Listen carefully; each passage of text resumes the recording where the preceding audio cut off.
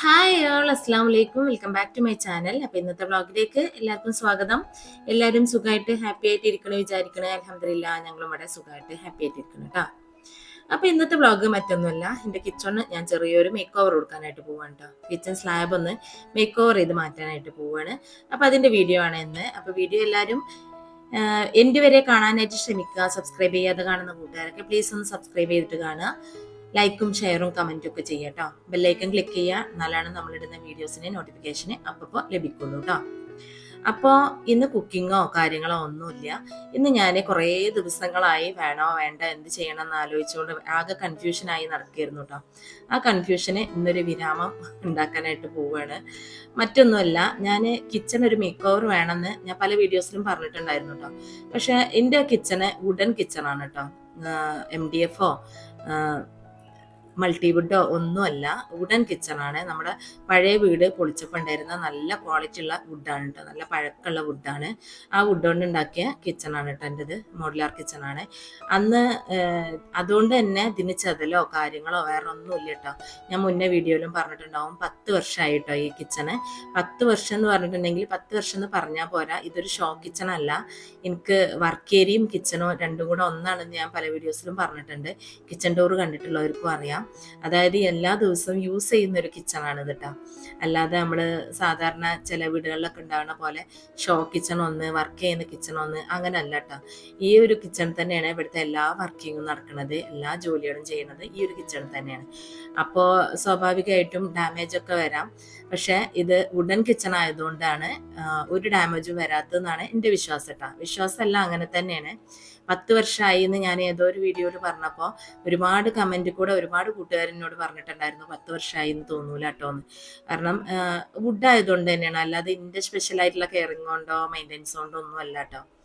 ഇത് 10 വർഷത്തിന്റെ ഇടയ്ക്ക് ഇതിന്റെ ഹാൻഡിൽ ഒന്ന് മാറ്റി, അത്രയേ ഉള്ളൂ കേട്ടോ.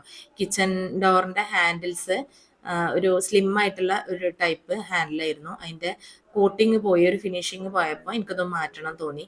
അങ്ങനെ കിച്ചന്റെ ചില ഇഞ്ചസ് ഒക്കെ ഒന്ന് തുരുമ്പ് വന്നിട്ടുണ്ടായിരുന്നു.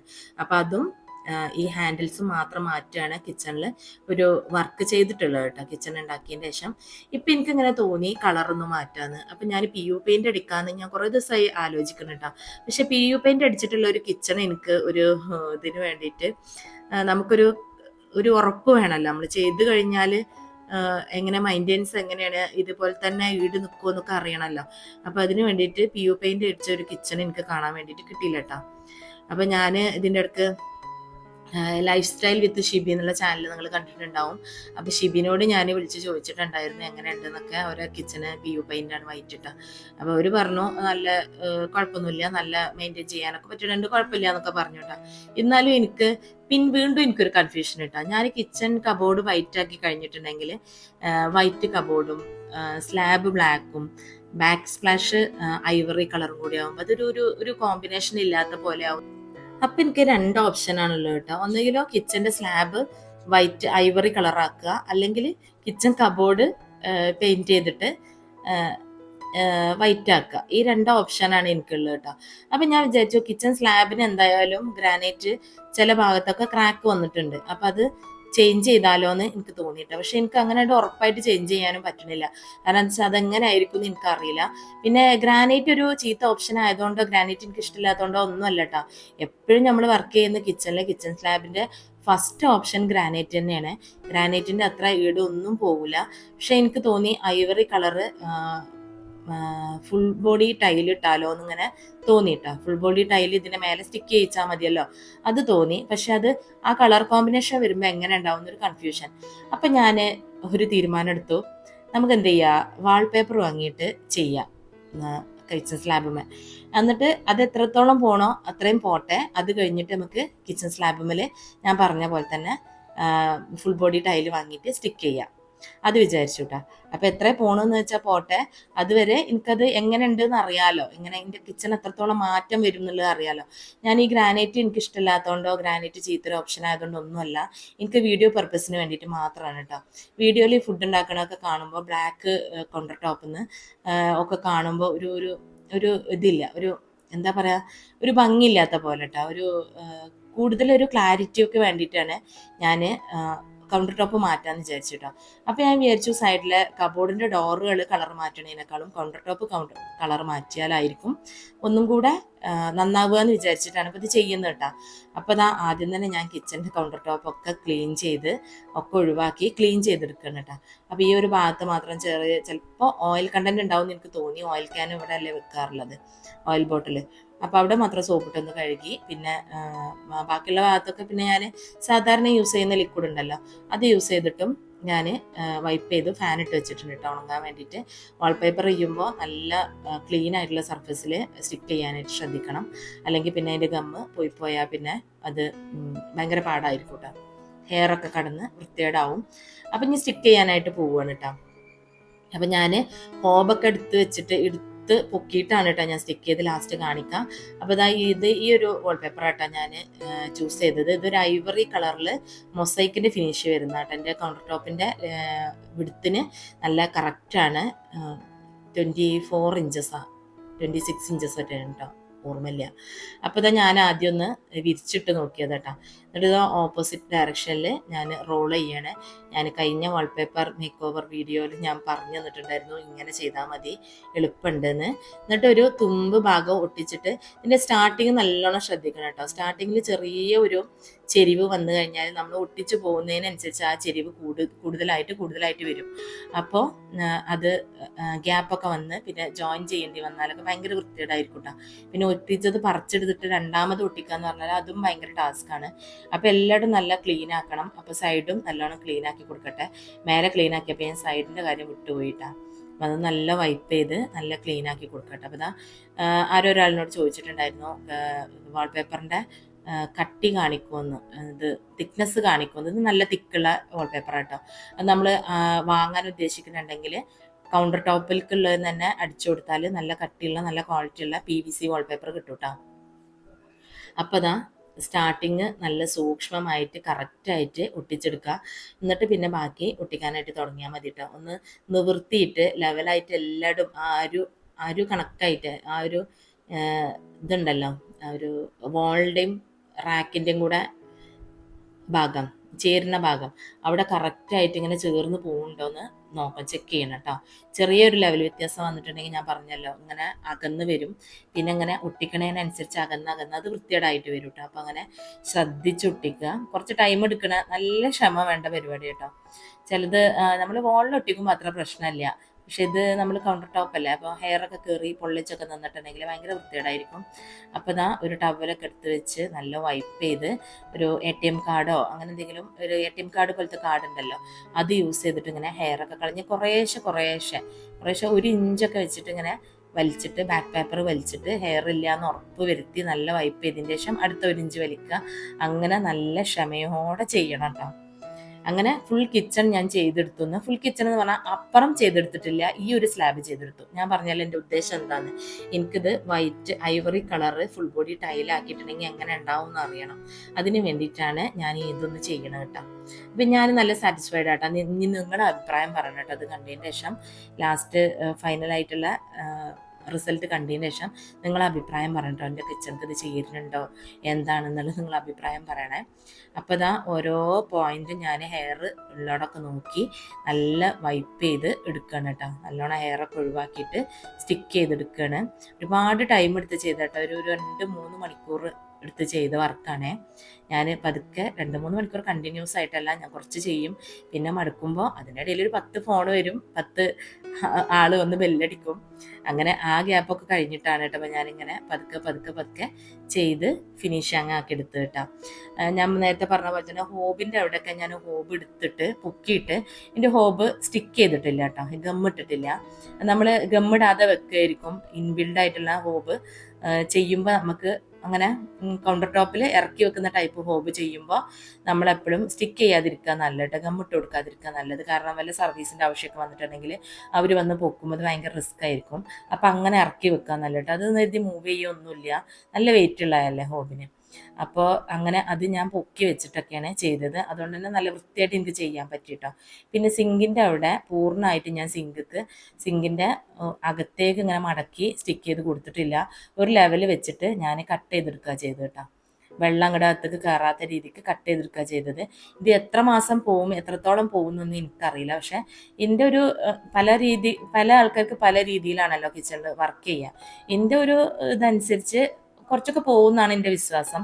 കാരണം എന്ന് വെച്ചാൽ ഞാൻ ഗ്രാനൈറ്റുമ്മലാണെങ്കിലും കൂടി ഞാൻ എന്തെങ്കിലും ഒരു ടവലിട്ടിട്ടാണ് കട്ടിംഗ് ബോർഡൊക്കെ വെക്കാറുള്ളത്. നിങ്ങൾ ശ്രദ്ധിച്ചിട്ടുണ്ടാവും. എനിക്കിങ്ങനെ മൂവ് ചെയ്യണതും ഇങ്ങനെ സ്ലിപ്പ് ആവണമൊന്നും പറ്റാത്തതുകൊണ്ട് ഞാൻ അങ്ങനെ വെക്കാറുള്ളത് കേട്ടോ. അതേപോലെ തന്നെ നമ്മളെ സ്റ്റാൻഡ് മിക്സർ ഇറക്കി വെക്കുമ്പോൾ, ചപ്പാത്തി മേക്കർ ഇറക്കി വെക്കുമ്പോൾ ഒക്കെ ഞാൻ ടവലിട്ടിട്ടാണ് ഇറക്കി വെക്കാറുള്ളത്. നിങ്ങൾ കണ്ടിട്ടുണ്ടാവും. അതിൽ വെച്ചിട്ടാണ് ഞാൻ യൂസ് ചെയ്യാറുള്ളത് കേട്ടോ. അപ്പോൾ അതുകൊണ്ട് വലിയ ഡാമേജ് വരില്ല എന്നാണ് എൻ്റെ വിശ്വാസം. എന്തായാലും എനിക്ക് കിച്ചൺ കൗണ്ടർ ടോപ്പ് മാറ്റണം എന്ന് തന്നെയാണ് എൻ്റെ ആഗ്രഹം. 2-3 ക്രാക്ക് വന്നിട്ടുണ്ട് കേട്ടോ. 2-3 സ്ഥലത്തായിട്ട് ക്രാക്ക് വന്നിട്ടുണ്ട്. അതിനിപ്പോൾ ഇങ്ങനെ പതുക്കെ അകന്ന് വരാൻ തുടങ്ങും. അപ്പോൾ അതിൻ്റെ മുന്നായിട്ട് തന്നെ അതിൻ്റെ മേലെ തന്നെ സ്റ്റിക്ക് ചെയ്യാന്നൊക്കെയാണ് എൻ്റെ പ്ലാൻ കേട്ടോ. അപ്പോൾ ഇത് പോണോടത്തോളം പോട്ടെ, എത്ര മാസം പോണോ അത്രയും പോട്ടെ കേട്ടോ, നമുക്ക് നോക്കാം. ഇനിയിപ്പോൾ എൻ്റെ വീഡിയോസ് കാണുമ്പോൾ നിങ്ങൾക്ക് അറിയാം ഇത് എത്രത്തോളം പോവും, എത്രത്തോളം യൂസ്ഫുൾ ആണ് എന്നുള്ളതൊക്കെ നിങ്ങൾക്ക് ലൈവായിട്ട് തന്നെ അറിയാം കേട്ടോ. അപ്പോൾ ഇതാ അവിടെ നിന്ന് അങ്ങോട്ട് ജോയിൻ ചെയ്യാനുള്ളത് കേട്ടോ. അപ്പോൾ ഞാൻ അവിടെ ബ്ലേഡ് വെച്ചിട്ട് സ്കെയിൽ വെച്ച് ബ്ലേഡ് വെച്ച് കറക്റ്റായിട്ട് കട്ട് ചെയ്തെടുത്തു കേട്ടോ. നമ്മൾ കട്ട് ചെയ്ത് ഒട്ടിക്കണേനേക്കാളും നല്ലത് ഒട്ടിച്ചതിന് ശേഷം കട്ട് ചെയ്തെടുക്കുമ്പോൾ നല്ല സ്റ്റിക്കായിട്ട് ഹെയർ കയറാനൊന്നും സ്ഥലമില്ലാതെ ഒട്ടിച്ച് കിട്ടും കേട്ടോ. അപ്പോൾ ഇതാ ഈ ഒരു സൈഡ് നമ്മൾ സക്സസ്ഫുൾ ആയിട്ട് ഒട്ടിച്ച് കഴിഞ്ഞു. ഇനിയിപ്പോൾ ഇതാ സൈഡ് നല്ലോണം അമർത്തി സ്റ്റിക്ക് ചെയ്ത് ഇതാക്കി അങ്ങനെ ചെരിച്ച് ഫിനിഷിംഗ് ആക്കി കൊടുത്തിട്ടുണ്ടല്ലോ. അവിടെ ആദ്യം സ്റ്റിക്ക് ചെയ്തു, പിന്നെ താഴേക്ക് ഫോൾഡ് ചെയ്ത് സ്റ്റിക്ക് ചെയ്ത് ലെവലാക്കി കൊടുത്തു കേട്ടോ. കോർണർ ഭാഗമൊക്കെ ബ്ലേഡ് വെച്ച് നല്ല വൃത്തിയായിട്ട് ഞാൻ ഒട്ടിച്ചെടുത്തു. ഹെയർ ഒന്നും കുടുങ്ങിയിട്ടില്ല, നല്ല വൃത്തിയായിട്ട് തന്നെ ചെയ്തെടുക്കാനായിട്ട് പറ്റിയിട്ടുണ്ട് കേട്ടോ. ഈ ഒരു ഭാഗം ചെയ്തപ്പോൾ എനിക്ക് നല്ല ഹാപ്പി ആയിട്ടാ. ഞാൻ വേഗം ഫോട്ടോ എടുത്ത് അടുത്ത പീസ് ഒട്ടിക്കുന്നതിന് മുന്നേ ഒരു അഭിപ്രായം അറിഞ്ഞാൽ നല്ല എല്ലാം എഴുതിയിട്ട് ഫോട്ടോ എടുത്ത് ഒരു ഫോട്ടോ സെലീനാക്കും അയച്ച് എൻ്റെ ഫ്രണ്ട് നൈബർ ഒന്ന് കാക്കാക്കും അയച്ചിട്ട്. രണ്ടാളും ബിസിയാ തോന്നുന്നുണ്ട്, ഒരു റിപ്ലൈ വന്നില്ല, ഫോൺ അടിച്ചിട്ട് എടുത്തതുമില്ല. അപ്പോൾ പിന്നെ ഞാൻ രണ്ടും കൽപ്പിച്ചിൻ്റെ ഏട്ടത്തേക്ക് വിളിച്ച് അവൾക്ക് വീഡിയോ കോൾ ചെയ്ത് കാണിച്ചു കൊടുത്തപ്പോൾ അവൾ പറഞ്ഞു നല്ല ഭംഗിയുണ്ട് കേട്ടോ, ബാക്കിയൊക്കെ ഒട്ടിച്ചോന്ന് പറഞ്ഞു. അപ്പം അങ്ങനെ ബാക്കി ഒട്ടിച്ചു. ഇതാ ഫിനിഷിങ് ആയിട്ടാണ്. ഹോബൊക്കെ പൊക്കി, ഹോബ് പൊക്കാൻ വേണ്ടിയിട്ട് ഞാൻ ബർണറും ഒക്കെ വെയിറ്റ് കുറയണമല്ലോ, അപ്പോൾ ബർണറൊക്കെ എടുത്ത് ഹോബ് പൊക്കി ചുറ്റുഭാഗം ഒട്ടിച്ചു. നല്ല റിസ്ക് എടുത്താൽ ഒട്ടിച്ചു കേട്ടോ. ഹെൽപ്പിന് ആളില്ലാത്തതുകൊണ്ട് ഹോബ് പൊക്കി പിടിച്ചു തരാൻ ആളൊക്കെ ഉണ്ടെങ്കിൽ എളുപ്പമായിട്ട് പണി തീരും. അപ്പോൾ ഒക്കെ പൊക്കി അടിപൊളിയായിട്ട് ഒട്ടിച്ചെടുത്ത് ഇനിയിപ്പോൾ ക്ലീൻ ചെയ്ത് പഴയ സ്ഥാനത്തേക്ക് തന്നെ ഒക്കെ വെക്കട്ടെ കേട്ടോ. അന്നിപ്പോൾ കാക്കാക്ക് കല്യാണം ഉണ്ട്, അതുകൊണ്ട് കാര്യമായിട്ട് കുക്കിംഗ് ഒന്നുമില്ല, അതുകൊണ്ട് അതിപ്പോൾ ഇന്നിപ്പോൾ ഈ പണി നടന്നത് കേട്ടോ. അതപ്പോൾ ഇന്ന് ഞാനിത് ചെയ്യാൻ നിന്നത്. അപ്പോൾ പ്ലാൻ ചെയ്തിട്ടൊന്നും ഉണ്ടായിരുന്നില്ല രാവിലെ അത് ചെയ്യണം എന്നൊന്നും. പിന്നെ ഇന്ന് കല്യാണം ഉണ്ടെന്ന് പറഞ്ഞപ്പോൾ പിന്നെ എനിക്ക് കുക്ക് ചെയ്യണ്ടല്ലോ, അപ്പോൾ ഞാൻ ഇന്നത് ചെയ്തു കേട്ടോ. അപ്പോൾ തീർച്ചയായിട്ടും കമൻറ്റ് കൂടെ അറിയിക്കുക എങ്ങനെ ഉണ്ടെന്നുള്ളതും. ഇനി ഞാൻ വൈറ്റ് സ്ലാബ് ആക്കിയ എങ്ങനെ ഐവറി കളർ സ്ലാബ് ആക്കിയിട്ടുണ്ടെങ്കിൽ എങ്ങനെ ഉണ്ടാവും എന്നുള്ളതും, നിങ്ങൾക്ക് നല്ല സൂട്ടാണോ എന്നുള്ളതൊക്കെ നിങ്ങൾ കമൻറ്റ് ബോക്സിൽ കൂടെ പറയാം കേട്ടോ. അപ്പോൾ ഈ വാൾപേപ്പർ വാങ്ങണമെന്ന് ആഗ്രഹമുള്ളവർക്ക് വേണമെങ്കിൽ ഞാൻ ലിങ്ക് താഴെ കൊടുക്കാം. കമൻറ്റ് ബോക്സിൻ്റെ ഫസ്റ്റിൽ പിൻ ചെയ്ത് വെക്കുക, അല്ലെങ്കിൽ ഡിസ്ക്രിപ്ഷനിലോ ഞാൻ കൊടുക്കാം കേട്ടോ. വലിയ റൈറ്റ് ഒന്നുമില്ല. ഇതിപ്പോൾ മൊത്തത്തിൽ 4 റോളാണ് ഞാൻ വാങ്ങിയത്. 4 റോളിൽ ബാക്കിയുണ്ട്. ഹോബിൻ്റെ ഭാഗം കട്ട് ചെയ്തെടുത്തത്, സിങ്കിൻ്റെ ഭാഗം കട്ട് ചെയ്തെടുത്തത്, അങ്ങനെയൊക്കെ കുറേ ബാക്കിയുണ്ട് കേട്ടോ. നമുക്ക് യൂസ് ചെയ്യാൻ പറ്റിയ ടൈപ്പ് പീസുകൾ തന്നെ ബാക്കിയുണ്ട്. 4 റോളിന് എനിക്ക് വന്നത് 1000 രൂപയാണ്. ഡെലിവറി ചാർജ് അടക്കം 1103 രൂപയാണ് കേട്ടോ. അപ്പോൾ ഇത് ചെയ്യാൻ എനിക്കിപ്പോൾ ചിലവ് വന്നത് 1103 രൂപയാണ്. ഞാൻ പറഞ്ഞല്ലോ എൻ്റെ ഉദ്ദേശം എന്താണെന്ന്, എനിക്ക് എങ്ങനെ ഉണ്ടെന്ന് അറിയണം. ഇനിയിപ്പോൾ എനിക്ക് ധൈര്യമായിട്ട് എനിക്ക് സ്ലാബ് മാറ്റാട്ടോ. സ്ലാബ് മാറ്റുക എന്ന് പറഞ്ഞാൽ വേറെ സ്ലാബ് ഇതിൻ്റെ മേലെ സ്ലാബ് ഐവറി ആക്കാം. മാച്ച് ഉണ്ട് എന്നാണ് എൻ്റെ ഒരു കാഴ്ചപ്പാട്. കബോർഡിൻ്റെ കളറും ബ്ലാക്ക് സ്പ്ലാഷും റാക്കും കൂടെ മാച്ച് ഉണ്ടെന്നാണ് കേട്ടോ. ഇനിയിപ്പോൾ വീഡിയോ ഒക്കെ എടുക്കുമ്പോൾ നല്ലൊരു ഗ്ലോ ഒക്കെ കിട്ടുമല്ലോ. ഞാൻ പറഞ്ഞല്ലോ ഗ്രാനൈറ്റ് ഒരു ചീത്ത ഓപ്ഷനേ അല്ല. ചീത്ത ഓപ്ഷൻ അല്ല എന്ന് മാത്രമല്ല, നമ്പർ 1 ഓപ്ഷന് ഫസ്റ്റ് ഓപ്ഷൻ ഗ്രാനൈറ്റ് ആണ് കിച്ചണിൽ. പക്ഷേ എനിക്ക് വീഡിയോ പർപ്പസിന് വേണ്ടിയിട്ട് മാത്രമാണ് കേട്ടോ ഞാനിപ്പോൾ ഇത് ചെയ്യണമെന്ന് ആഗ്രഹിച്ചത്. അല്ലെങ്കിൽ ഞാൻ ഒരിക്കലും മാറ്റൂല കേട്ടോ. അപ്പോൾ ഇതാണ് ഒരു ഓവറോൾ ലുക്ക്. പിന്നെ ഞാൻ ഇതൊക്കെ കഴിഞ്ഞ് ഒന്ന് റെസ്റ്റൊക്കെ ചെയ്ത് പിന്നെ വൈകുന്നേരം ഒന്ന് കുറച്ച് സംഭവങ്ങളൊക്കെ റാക്കിൽ ഇറക്കി വെച്ച് ഒന്ന് അറേഞ്ച് ചെയ്തു കേട്ടോ. ലാസ്റ്റ് ഫൈനൽ ലുക്ക് ഞാൻ കാണിക്കാം. അപ്പോൾ ക്ലീൻ ആക്കി. അതിൻ്റെ ഇടയിൽ എനിക്കൊരു ഗസ്റ്റ് വന്നു, കല്യാണം പറയാൻ വന്നതായിരുന്നു. അപ്പോൾ അതൊക്കെ കഴിഞ്ഞു. വൈകുന്നേരം ഒന്ന് അറേഞ്ച് ചെയ്തു കേട്ടോ. അപ്പോൾ ഇതാണ് ലാസ്റ്റ് ഫൈനൽ ലുക്ക്. ഇതാ ഇവിടെ ആദ്യം തന്നെ ഉള്ള ഒരു സ്റ്റാൻഡാണിത്. എൻ്റെ വീഡിയോസ് കാണുന്നവർക്ക് അറിയാം. ആ സ്റ്റാൻഡ് തന്നെ ഇവിടെ പ്ലേസ് ചെയ്തിട്ടുണ്ട്. അതിൽ നമ്മളെ ചായപ്പൊടി പഞ്ചസാര ഒക്കെ വെച്ചു. ഇതാ ഹോബിൻ്റെ ചുറ്റുഭാഗം നല്ല ക്ലിയർ ആയിട്ട് നല്ല അടിപൊളിയായിട്ട് തന്നെ സ്റ്റിക്ക് ചെയ്യാൻ പറ്റിയിട്ടുണ്ട്. നമ്മളെ ഓയിൽ ട്രേ ഇതാ നമ്മൾ ട്രേ ഒന്ന് മാറ്റണം കേട്ടോ. ഇനിയിപ്പോൾ എവിടെയെങ്കിലും പോകുമ്പോൾ ട്രേ ഒക്കെ ഒന്ന് മാറ്റി വാങ്ങി വരണം. സിങ്കിൻ്റെ സൈഡൊക്കെ നല്ല അടിപൊളിയായിട്ട് സ്റ്റിക്ക് ചെയ്തു. ഇവിടെ ഞാനൊരു ട്രേ വെച്ചിട്ട് നമ്മളെ മെഷർമെൻറ്റ് കപ്പുകളുണ്ടല്ലോ അതും അതേപോലെ തന്നെ ബട്ടർ ബോക്സും ഒക്കെ വെച്ചു കൊടുത്തു. കൂട്ടത്തിലൊരു പ്ലാന്റും വെച്ചു. നമ്മൾ ചില കാര്യങ്ങൾ ചെറിയ മാറ്റങ്ങളെ വരുത്തുന്നുള്ളൂ വെച്ചാലും നമുക്ക് ഭയങ്കര ഒരു മാറ്റം ഫീൽ ചെയ്യും കേട്ടോ. അതുപോലെ ഫീൽ ചെയ്യുന്നുണ്ട് എനിക്ക്. നിങ്ങൾക്കൊക്കെ എന്താ തോന്നിയത് എന്നൊക്കെയുള്ളത് കമൻറ്റ് ചെയ്യട്ടോ. ആർക്കെങ്കിലും ഒക്കെ ഇതേപോലെ ചെയ്യാൻ ആഗ്രഹം ഉണ്ടെങ്കിൽ തീർച്ചയായിട്ടും ചെയ്തു നോക്കാം. വലിയൊരു പ്രശ്നമൊന്നുമല്ല. ചെറിയൊരു എമൗണ്ട് നമ്മൾ ഇൻവെസ്റ്റ് ചെയ്യുകയാണെങ്കിൽ നമുക്ക് വലിയൊരു മാറ്റം കൊണ്ടുവരാം. അത് നമുക്ക് വലിയൊരു പോസിറ്റീവ് വൈബ് തന്നെ ആയിരിക്കും കേട്ടോ. അപ്പോൾ ട്രൈ ചെയ്ത് നോക്കാൻ ആഗ്രഹമുള്ളവർക്ക് ട്രൈ ചെയ്ത് നോക്കുക. കുറച്ച് വീഡിയോസൊക്കെ കണ്ട് ഒന്ന് ശ്രദ്ധിച്ച് നോക്കിയാൽ മതി. വാൾപേപ്പർ ഒട്ടിക്കണതിൻ്റെ ടിപ്സും ട്രിക്സും ഒക്കെ നന്നായിട്ട് ചെയ്യാനായിട്ട് പറ്റൂട്ടോ. ആർക്കും ചെയ്യാൻ പറ്റുന്ന സംഗതികളൊക്കെ തന്നെയാണ്. നമുക്കായിട്ട് നമ്മൾ വേറെ ആളെ ആശ്രയിക്കാതെ നമ്മളായിട്ട് എന്തെങ്കിലുമൊക്കെ ഒരു മാറ്റങ്ങൾ കൊണ്ടുവരാനും ഒക്കെ നോക്കുന്നത് നല്ലതല്ല. ഞാൻ എപ്പോഴും പറയുന്ന പോലെ തന്നെ നമ്മളായിട്ട് ക്രിയേറ്റീവായിട്ട് എന്തെങ്കിലുമൊക്കെ ചെയ്ത് അത് കണ്ട് നമുക്ക് തന്നെ ആസ്വദിക്കാമല്ലോ. അപ്പോൾ ഇത്രയൊക്കെയായിരുന്നു കേട്ടോ ഇന്നത്തെ വീഡിയോ. അപ്പോൾ വീഡിയോ എല്ലാവർക്കും ഇഷ്ടപ്പെട്ടിട്ടുണ്ടാവും എന്നൊക്കെ വിചാരിക്കണേ. ഇനി വീണ്ടും ഒരു വീഡിയോ ആയിട്ട് വരുന്നവരെ അസ്സലാമു അലൈക്കും.